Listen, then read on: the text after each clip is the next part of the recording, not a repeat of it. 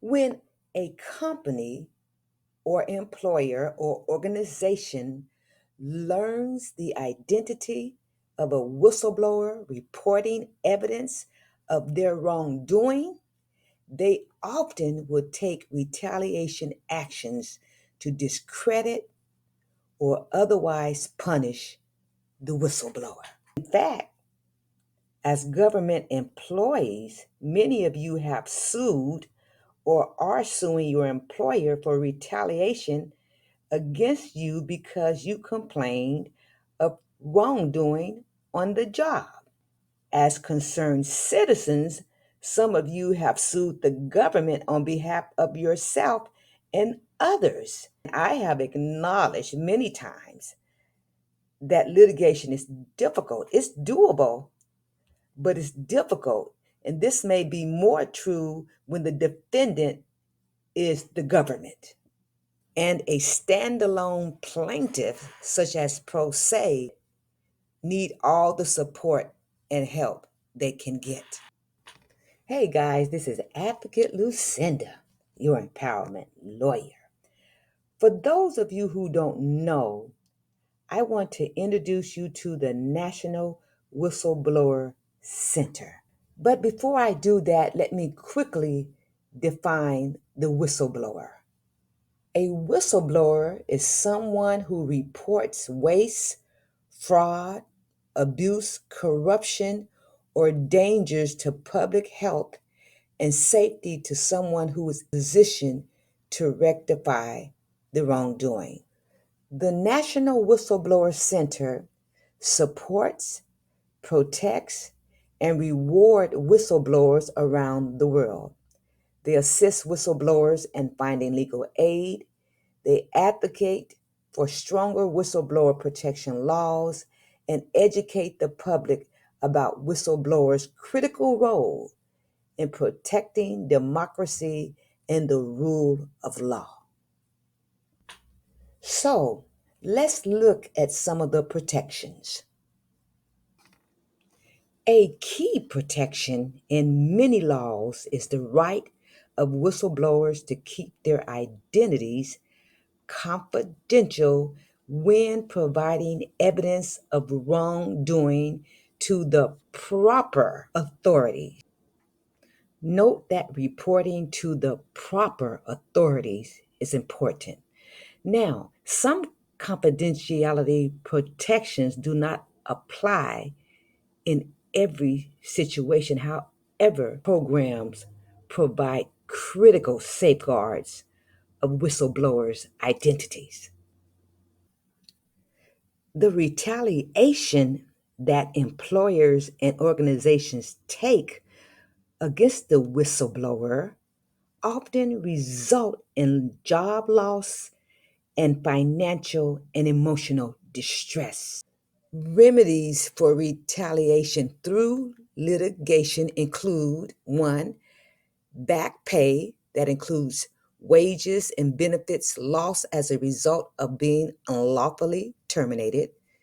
Two, reinstatement to the whistleblower's former job. Three, front pay, which includes wages and benefits to cover the time needed to find a new job. Four, out of pocket losses, for example, the cost of finding a new job. Five, damages for pain and suffering. Six, punitive damages. Seven, attorney's fees and court costs. Now, let's look at some rewards the whistleblower can get through his or her advocacy against government wrongdoing.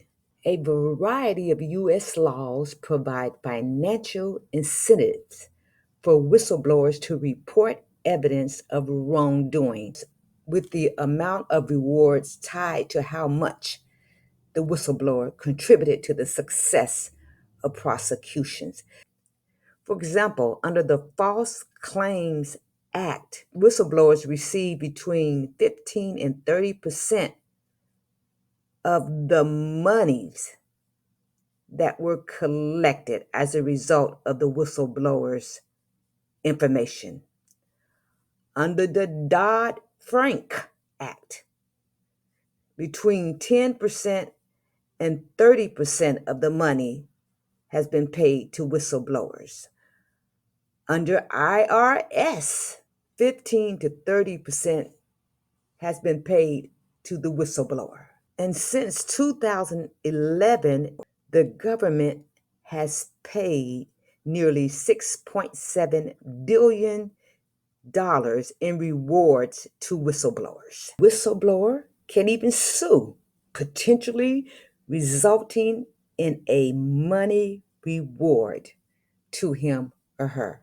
The federal and state False Claims Acts, whistleblowers are empowered to file a qui tam lawsuit. Qui tam is a legal doctrine that allows a private citizen to step into the shoes of the government and represent the public in receiving monies owed.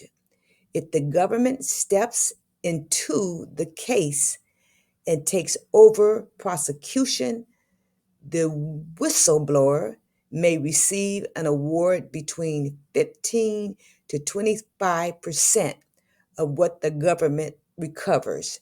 If the government declines to join the qui tam lawsuit and the whistleblower or relator proceeds against the defendant anyway, the reward for successful prosecution increases to 25% to 30% of what the government receives.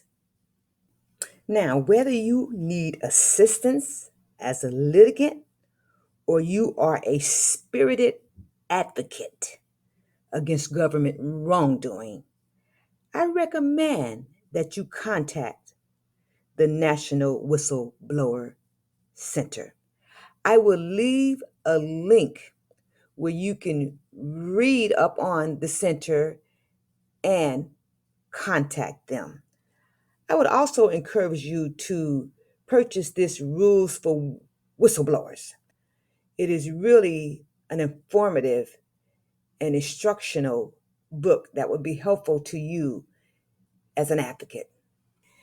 And I encourage you to go to the site, the center's site, and just read through the information regarding the center. They really give compelling reasons why people should be whistleblowers. I now see whistleblowing differently as a privilege because it helps us all. I trust this information has been helpful and informative to you. And until we see you again, I am Advocate Lucinda, your empowerment lawyer. Take care.